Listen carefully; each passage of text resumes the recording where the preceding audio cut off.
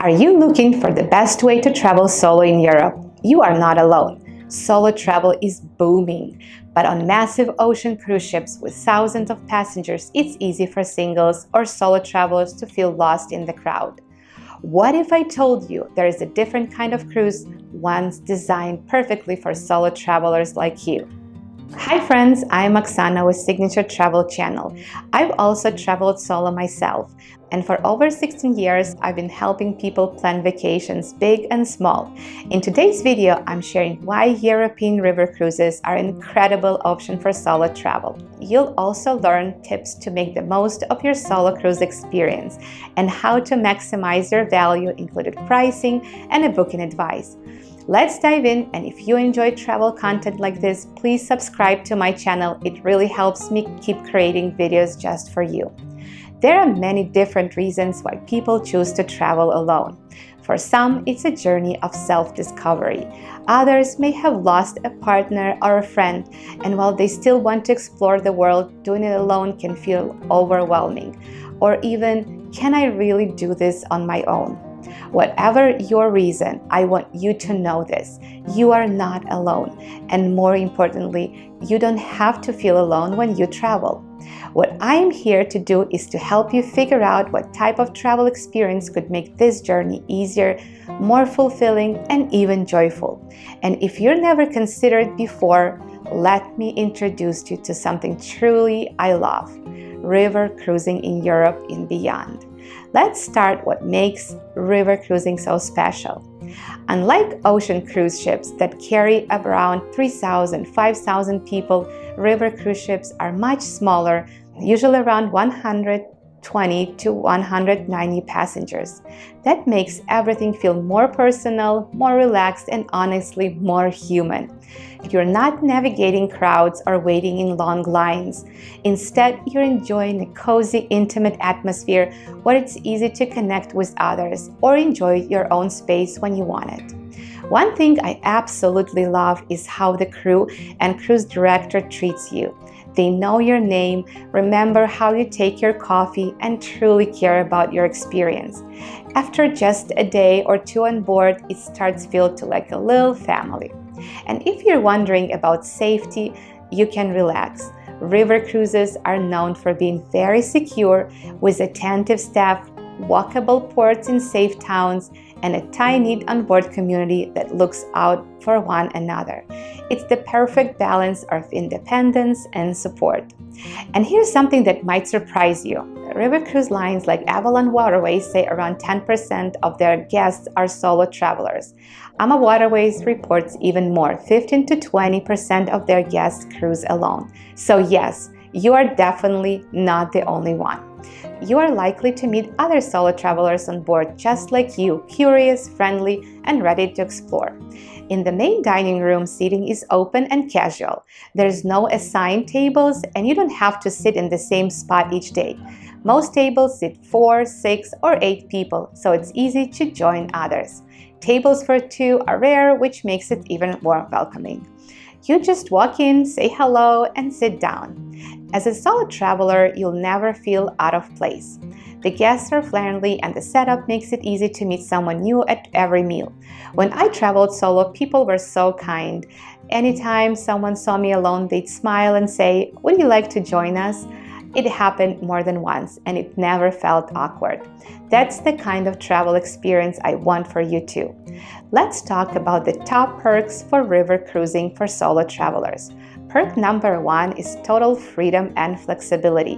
When you travel solo on a river cruise ship, you have the freedom to design each day like you want. Want to skip a morning tour? You can. Feel like grabbing a bike and pedaling through a quiet European village? Go for it. Or maybe today is the day you just sip coffee on the sun deck and journal. No one's rushing you, no one's waiting on you, and there's no compromise travel. This is your adventure, and you get to choose exactly how you want to spend it. Perk number 2 is local culture and real experiences. One of the biggest surprises for many first-time river cruises, especially solo travelers, is just how real and authentic experiences are. You're not just checking off tourist sites, you're actually experiencing the destination. You'll visit charming towns and villages, stroll through quiet streets, and get true feel for local life. One of my favorite things, watching daily life unfold along the riverbanks. Kids playing, people biking, locals walking their dogs. It's peaceful and beautiful.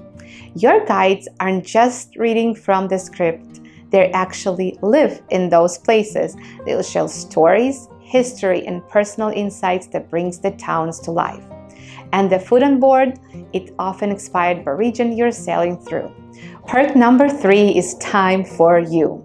Now let's get a little deeper, because solo travel isn't just about the logistics, it's about transformation. Traveling solo gives you space, time to think, time to breathe, time to just be. A river cruise is peaceful. You can journal, read, or reflect, or just enjoy the view. And even though you're solo, you're not alone. You'll meet friendly people, you can connect or keep it to yourself. And river cruising gives you the structure and comfort to enjoy it without stress, while still allowing space for those unexpected, beautiful moments that stay with you forever. Let me share a little moment from my own solo travel experience. I was on a river cruise in March, and during our free time in Vienna, I decided to hop on the metro and explore on my own Schönbrunn Palace. And because it was off-season, it wasn't crowded at all. I wandered through the peaceful gardens and eventually found myself standing in front of the Roman ruins built in 1778. It's not an actual ruin, it was designed as a garden feature, part of the palace landscaping. These kinds of artificial ruins were created to symbolize the fall of great empires and at the same time to honor the beauty and strength of what once was. Kind of poetic, right? It was so quiet, just birds chirping, soft wind, and that stillness that's hard to find in our busy lives. I just stood there, took it all in, and enjoyed it completely on my own. That's the beauty of solo travel. Moments like that, they are yours. And you don't have to explain anything to anyone. You just get to be there and feel it.